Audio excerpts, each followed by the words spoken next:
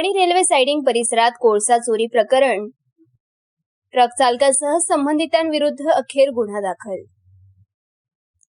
वणी येथील रेल्वे सायडिंग परिसरात कोळशाची चोरी करून शासनाची फसवणूक केल्याची गंभीर घटना उघडकीस आली आहे।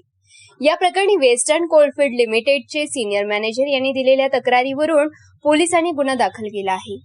मिळालेल्या माहितीनुसार दिनांक 23 फेब्रुवारी 2026 रोजी रेल्वे सायडिंग येथे कोळशाची वाहतूक सुरू असताना सैफ अली आणि विश्वनाथ या व्यक्तींनी संगनमताने कोळसा चोरी केल्याचे निदर्शनास आले।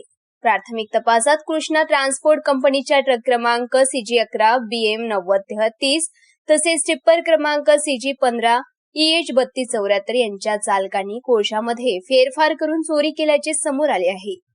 संबंधित अधिकाऱ्यांनी केलेल्या पाहणी दरम्यान कोळशामध्ये माती व गिट्टी मिसळलेली आढळली, तसेच कोळशाचे प्रमाण कमी असल्याचेही स्पष्ट झाले।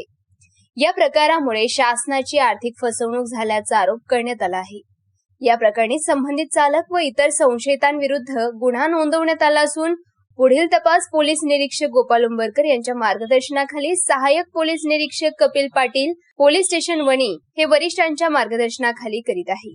पोलिसांकडून या प्रकरणातील इतर संबंधितांचा शोध सुरू असून लवकरच अधिक तपशील समोर येण्याची शक्यता आहे। DB9 Marathi TV bureau report.